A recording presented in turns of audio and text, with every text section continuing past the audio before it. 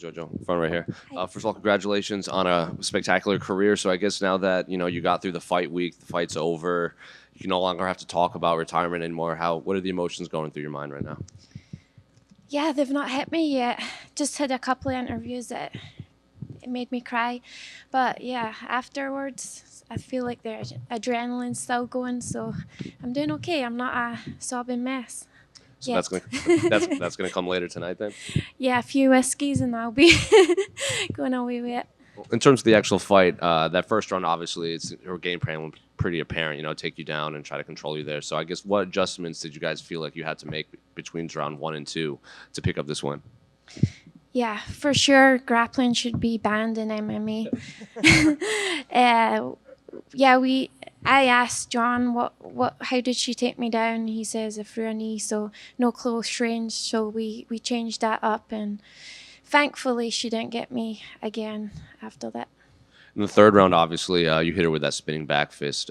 Did you think that you could have put her away? I know it was late in the round. I'm sure like exhaustion was catching up, but I guess what was going through your mind when you saw you dropped her like that?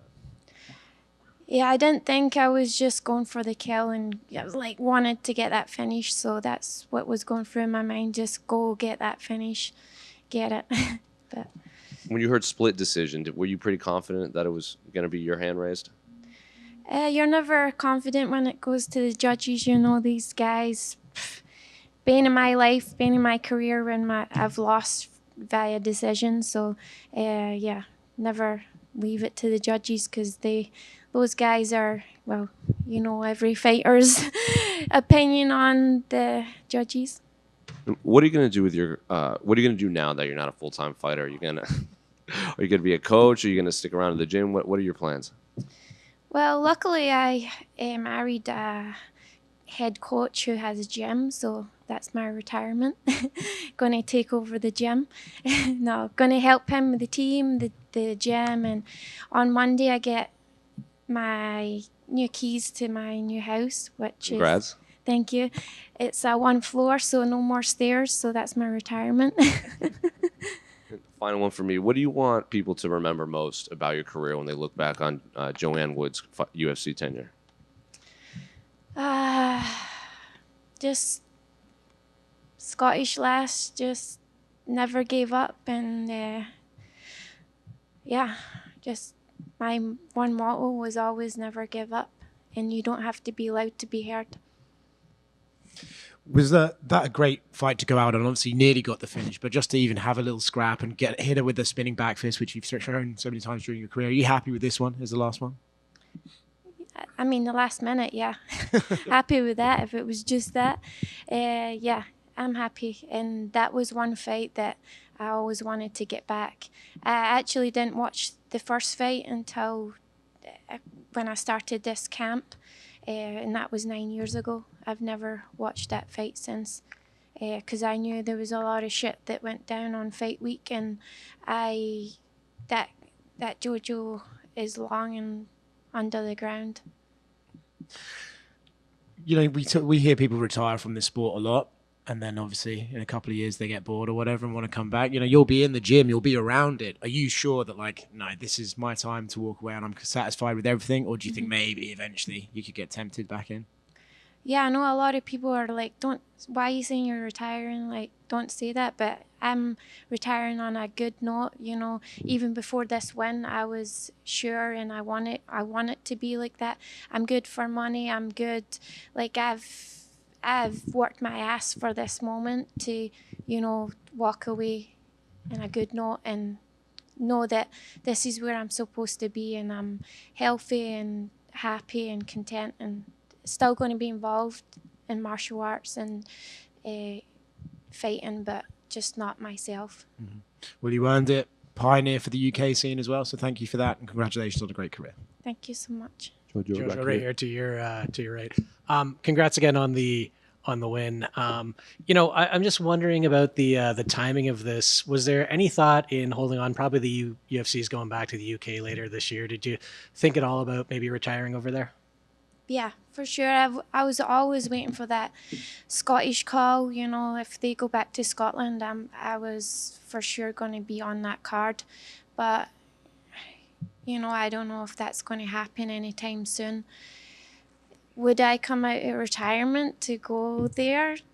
Luckily, I don't think they're going there anytime soon, but I never, who knows with the UFC.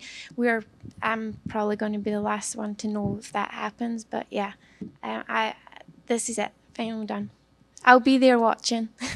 Good stuff. And just any moment of your career that you're most proud of, or anything that you'd like to share now that you're calling it a day? I feel like this moment, probably because I'm living it right now and happy, and yeah, just this moment right here, it feels pretty good. Congrats. Thank you. Jojo, over here to your left. Now that you said that we'll be seeing you in the gyms helping out the fighters, what is one piece of advice that you can take away from your career that you would tell these fighters that you're going to be working with? What are you thinking? Just never give up, and get on that roller coaster and put your hands high and scream and enjoy every second of it. It's just up and down and up and down, and just enjoy every moment and just never give up. And how has life been for you since you went over to Syndicate and until now that you're calling it? I mean, I've left Scotland for probably 8 or 7 years now. So I've been all over the world, and it's crazy for it to bring me to Las Vegas. I love it. I love the weather. And yeah, it just happened. I met my husband here in Vegas. So yeah, it's done me really good. Congratulations. Thank you so much. It's funny you say you don't have to be loud to be heard. I think when you first started doing this, we couldn't hear you at all. And now you're loud, you're proud. We've seen so much growth. So I guess looking back at your career and your journey with the UFC and your journey, finding what's the biggest thing that you've learned about yourself in this whole process? Yeah, it was funny. The first time I met Dana White, he's like, "Oh, I've heard about you. You're like that girl from Pitch Perfect." And I was like, "What, Fat Amy?" And he was like, "No, the really quiet one that just like mumbles, like I killed my sister and the whim, like says really absurd things in a really quiet voice." So, yeah, just this part right here, I've always struggled with. I've always done it. I love you guys. It's nothing to do with you guys. It's nothing personal. I just don't like talking about myself and talking in general. Thank you From Scotland, I'm not very good at it. Well, thank you for all the fights and entertaining over the years. Thank you so much. Hey, Joanne. Yeah. I was curious, going into the third round, though, did you feel like you had to finish her off? That fight was like, it was close, but what was going through your mind as you were getting ready and going into the third round? Yeah, and that's why I trust John in the corner. He told me I have to finish it and no back steps. And I know for this camp as well, I've been trying to like push forward. So yeah, I knew I had to finish her or make a statement. And then when you were able to pull off that spinning back fist, did you do anything to set that up? Did you see anything and then just did it, or was it just instinct and you just went with it? In training, I spin all the time, and if I'm turning that way, I'll throw something. It's usually an elbow, so got her with the fist, I think. So I guess just my instincts, just my reaction, it came out that way. Thank you. Thank you. Jojo over here.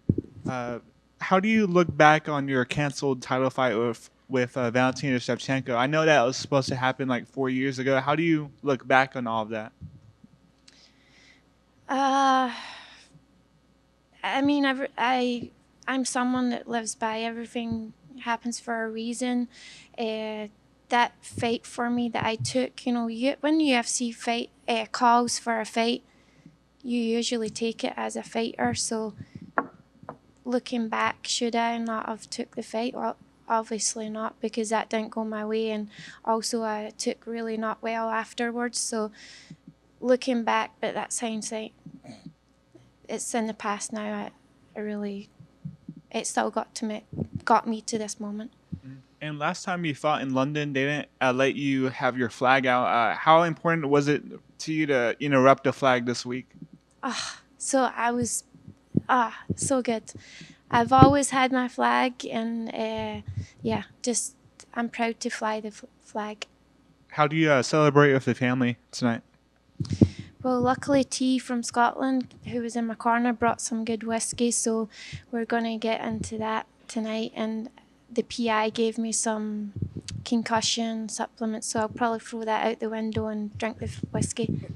Congrats on an amazing career. Thank you so much. Congrats on the win. Just a quick one. Yep. I know you're not the type to turn away fights. You're always there. You always showed up. You know, we're an ambassador. Any one name that you said, I would have loved to get her in there, even if there was a grappling match in the future? No grappling. Okay. Like I say, it should be banned. Valentina, obviously, Joanna, all the great strikers out there, you know, but those two, yeah, for sure. And with the farewell, thank you for the great memories and, you know, just holding your flag high and putting Scotland on the map. We just had Jamie Pickett, Tyson Pedro go out, and maybe not the performances that they wanted, but you get that satisfaction because in that third round, you really let it go. You just went 100%. How great did it feel when you walked out that cage and your hand was raised to say, you know what, I left it all in there? Yeah, and that's all I've wanted to do, work hard in the lead up to the fight and then get in there and just lay it all out there. So, yeah, it felt pretty good. Excellent. Congrats and thank you for everything. Thank you so much.